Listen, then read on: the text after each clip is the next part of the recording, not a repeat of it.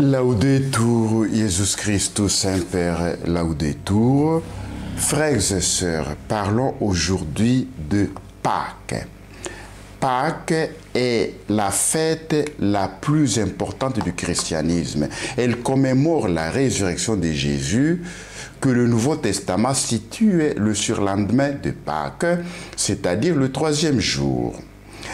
La solennité précédée par la Semaine Sainte, dernière partie du carême, commence dans la nuit qui précède le dimanche de Pâques par la veillée pascale.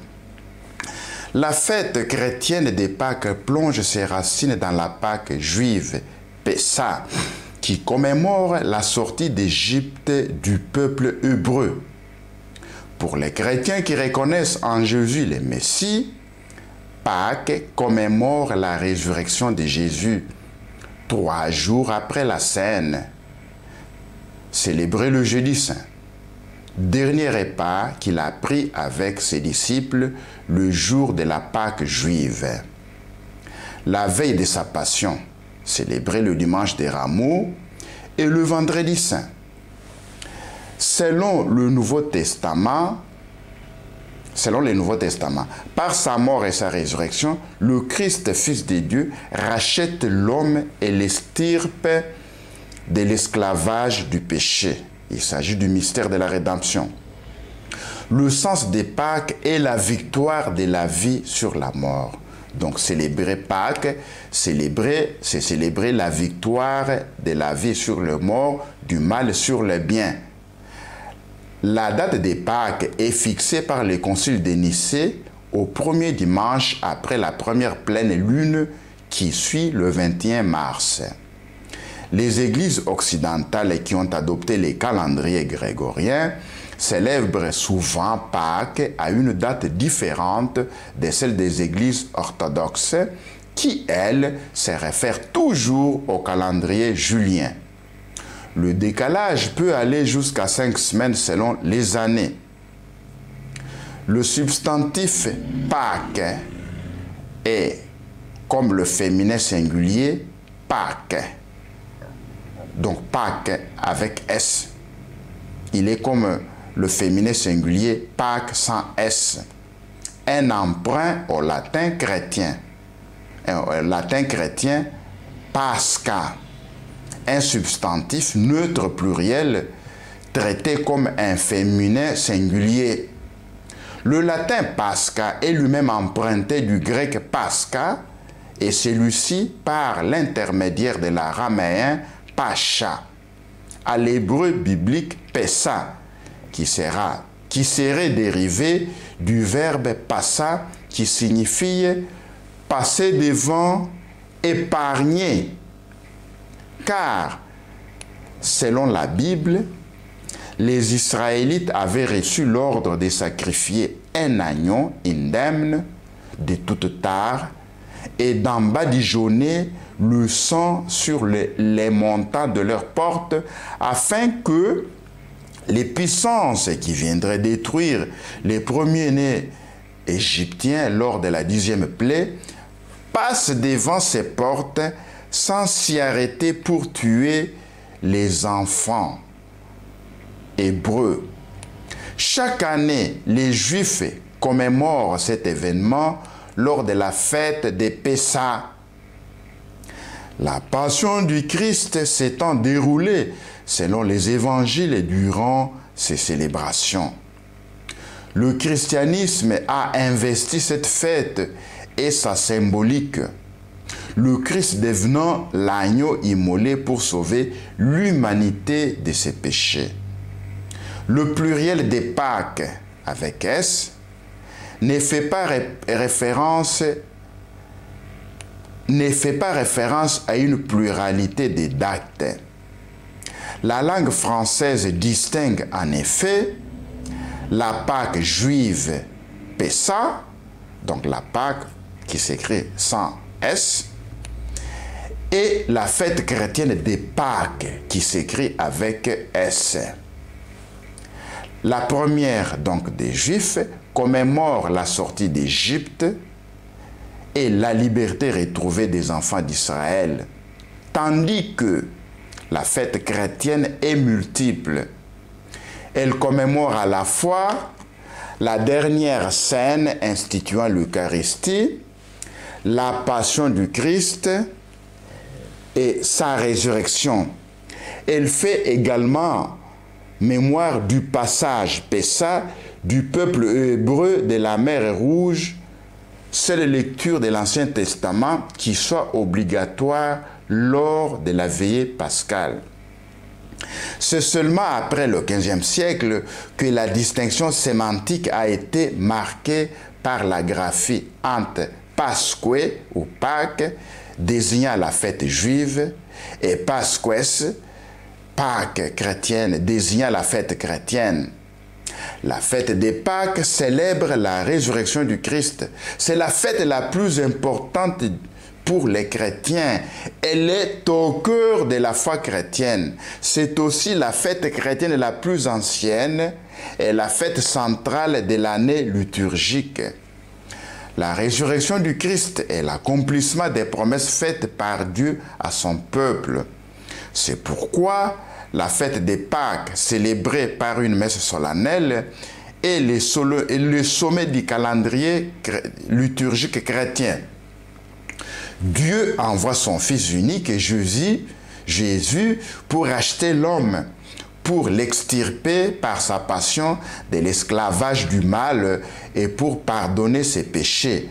1 Corinthiens chapitre 15, verset 3. Colossiens chapitre 1, verset 14. C'est le mystère de la rédemption. La résurrection de Jésus, c'est la victoire de la vie sur la mort. La théologie catholique de la fête des Pâques est professée clairement. Lex orandi, lex credenti. Dans les différentes préfaces des messes du temps pascal, chacune reprend initialement l'affirmation de Paul. Le Christ, notre Pâque, a été immolé. 1 Corinthiens, chapitre 5, verset 7.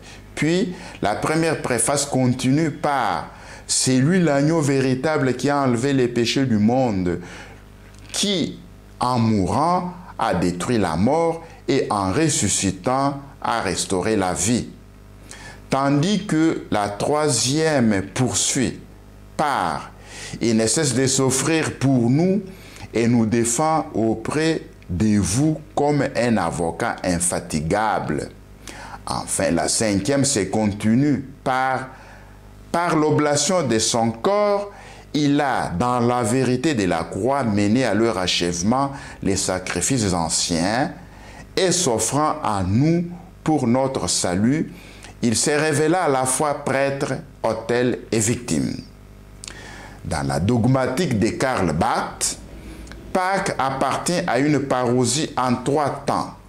Karl Barth distingue ces 3 moments.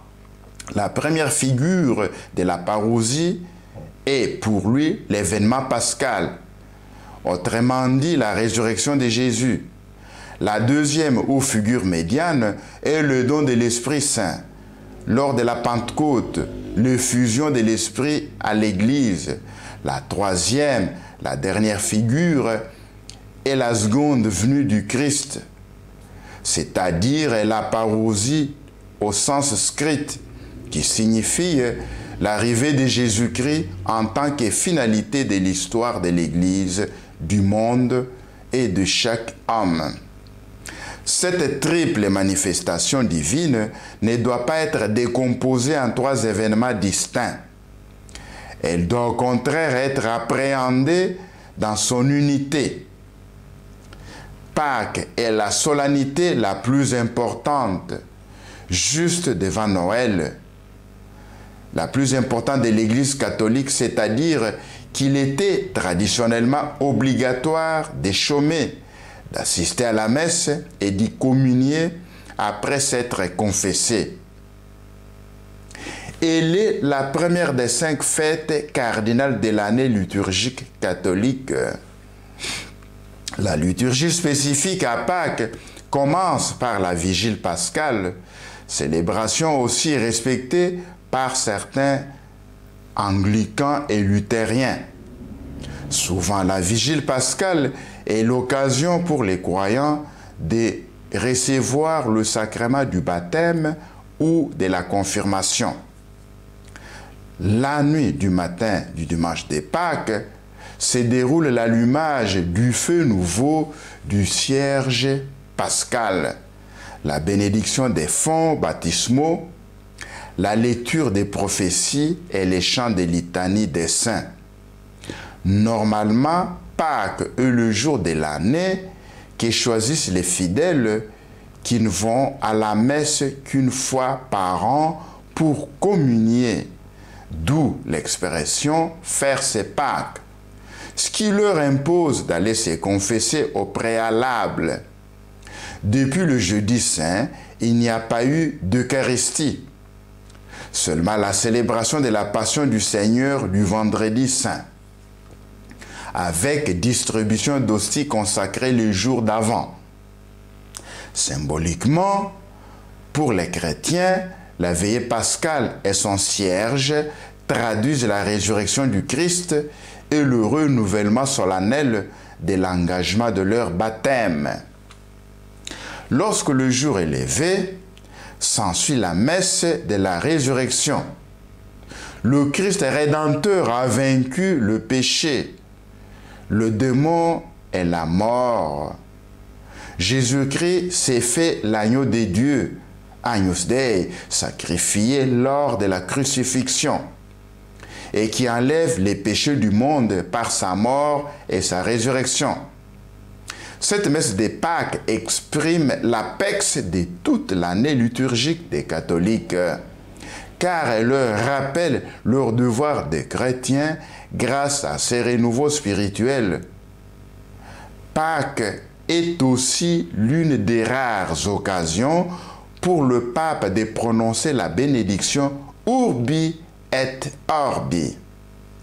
Enfin, ce dimanche vient clore le Triduum pascal et commence le temps pascal. La date des Pâques est fixée au premier dimanche après la première pleine lune qui suit le 21 mars. Nous l'avons déjà dit, nous le répétons. Donc, au plus tôt le 22 mars, si la pleine lune tombe le soir du 21 et au plus tard le 25 avril. Il ne s'agit pas de la lune scientifiquement observée, mais d'une lune dite ecclésiastique. Les églises occidentales ayant adopté à la fois le calendrier grégorien et une correction du cycle lunaire, célèbrent souvent Pâques à une date différente de celle des églises orthodoxes. Les décalages pouvant être de 0 ou 1 ou 4 ou 5 semaines. Plusieurs dates des jours fériés et des fêtes dépendent de ce jour des Pâques, comme le lundi des Pâques, l'Ascension, la Pentecôte, le lundi des Pentecôtes. Le calendrier hébreu étant lunisolaire, tous les mois commencent à la nouvelle lune. Les 14 du mois de Nissan correspondent donc en général à la pleine lune et à quelques jours près. L'année du calendrier juif commence le 12 ou 13 du mois lunaire. Pour que Nissan reste le premier mois du printemps, l'intercalation des mois complémentaires était décidée par les Sanhédrins quand c'était nécessaire pour respecter le rythme des saisons. Après les conciles de Nicée, il fut décidé que le calcul de la date des Pâques se ferait selon une règle fixe. Ainsi, Pâques est le dimanche qui suit le 14e jour de la lune qui atteint cet âge le 21 mars ou immédiatement après. Donc le dimanche après la première pleine lune advenant pendant ou après l'équinoxe de printemps. Un problème apparu plus tard est la différence des pratiques entre les églises occidentales et les églises orthodoxes. Les premières ayant adopté en 1582 le calendrier grégorien, alors que les autres continuent à utiliser le calendrier julien. Laudetur Jesus Christus, Saint-Père Laudetur. Paulo Maria est un canal d'évangélisation.